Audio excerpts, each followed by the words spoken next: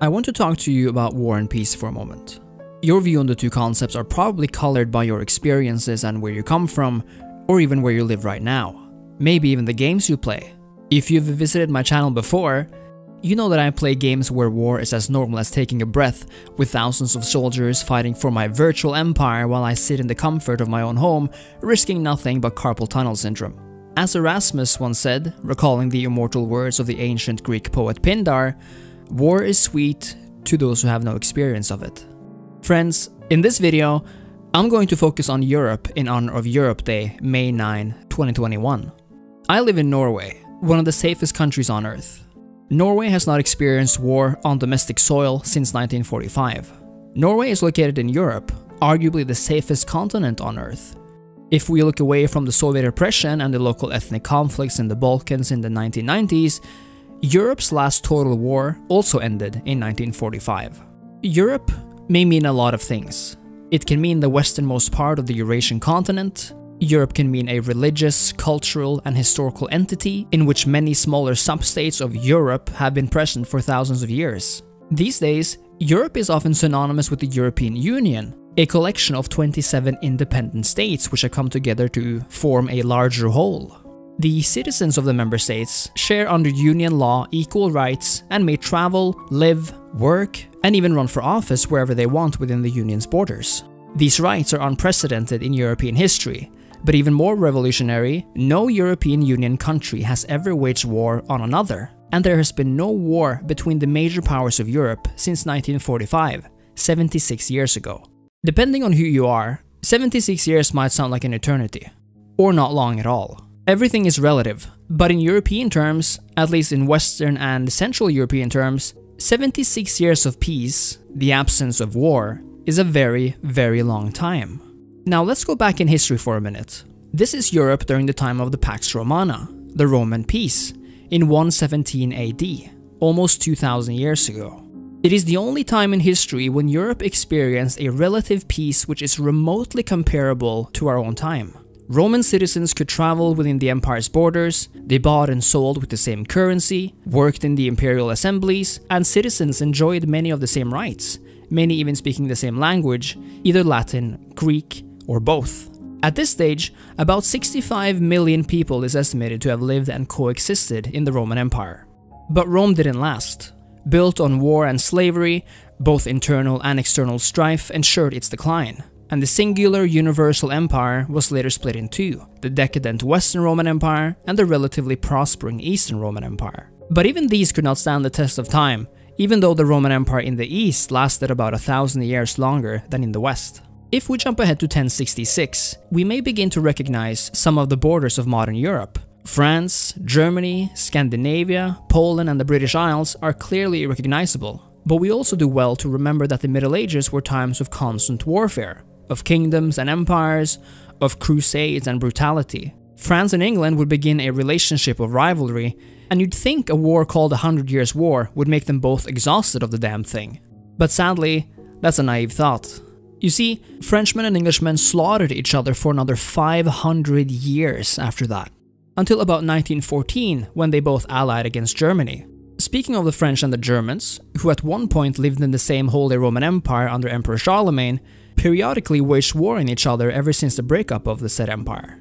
A true rivalry between the two began in 1806 after Napoleon invaded German lands and unilaterally dissolved the German-based Holy Roman Empire, which had lasted about 1,000 years. The Germans, of course, returned the favor in 1871, after vanquishing the French in the Franco-Prussian War, once and for all establishing a centralized German empire. 3 years ago, we marked the 100-year anniversary of the end of the First World War.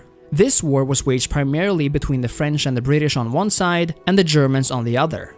But both Italy, the Russian, and the Austro-Hungarian Empire were heavily involved, and virtually every nation on the planet were forced into it in some capacity or another due to the world-spanning empires of the war's main actors. World War I lasted 4 years. That's 96 years less than the 100 Years' War between France and England. In the latter, it is estimated that between 2 and 3 million people died. Think about that. France and England slaughtered each other in the millions, with many more to come. World War I was a different beast. In only 4 years, an estimated 20 million people were killed. with another 21 million wounded. The First World War became the worst and the most brutal war in the history of mankind, until the next one broke out, only 20 years later. Now too, we're talking about the usual suspects: Germany, the Soviet Union, France and Britain, and of course countless other nations around the world. Around 75 million people is estimated to have perished in the war, which lasted between 1939 and 1945. For almost 2,000 years after the fall of the Roman Empire, Europe experienced non-stop war and conflict. We have yet to even mention fateful wars like the 30 Years' War, the War of the Spanish Succession, and many others, not even including the colonial wars fought between the European empires. The reasons are many, and much more complicated than this video will manage to convey, but we can summarize them in a few concepts. Europe was at war with itself due to the ambition and carelessness of expansionist kings and emperors, religious fanatics, because of greed and lust for power, and more recent, due to the enormous influence of ideologies like nationalism and fascism. But something happened after 1945. Europe, the self-proclaimed beacon of civilization, laid in ruins after two self-inflicted and devastating world wars. For all its art, music, science and technological progress, Europe had showed itself, perhaps not for the first time, to be a strong contender for the most brutal continent of them all.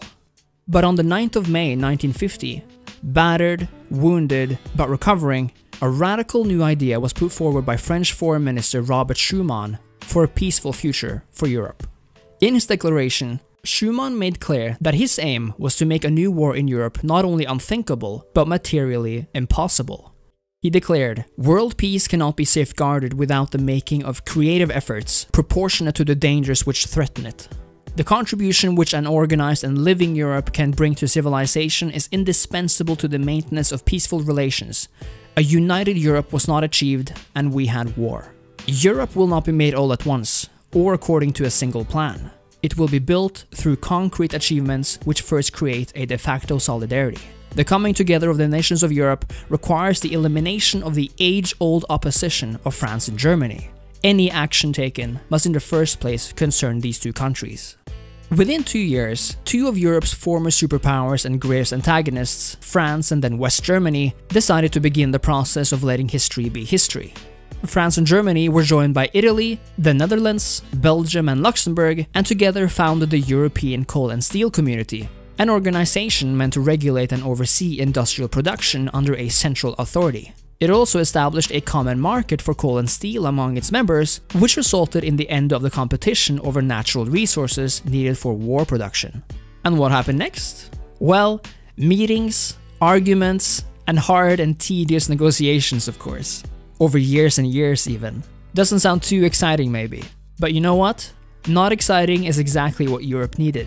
Not exciting was synonymous with peace and absence of war. For the first time in history, countries decided to relinquish aspects of national sovereignty to create a better whole, a stronger, more peaceful whole.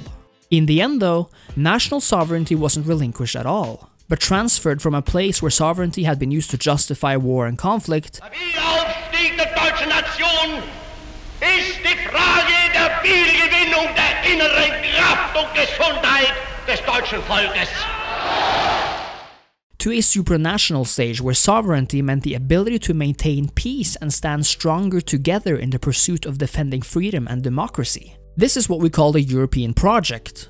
The idea, the process, and the effort of European countries to see past their differences and slowly unify into something larger than each individual country. It began with the European Coal and Steel Community in 1952, evolved into the European Community only 5 years later with the Treaty of Rome in 1957, and finally became what we know it as today, the European Union in 1993. Now, you might have thought that everything was fine and dandy in Europe after World War II. That except for the Cold War between the West and the East, that all of Europe was free. But this is far from the truth. Spain suffered under the brutal dictatorship of Francisco Franco from 1939 all the way up until 1975.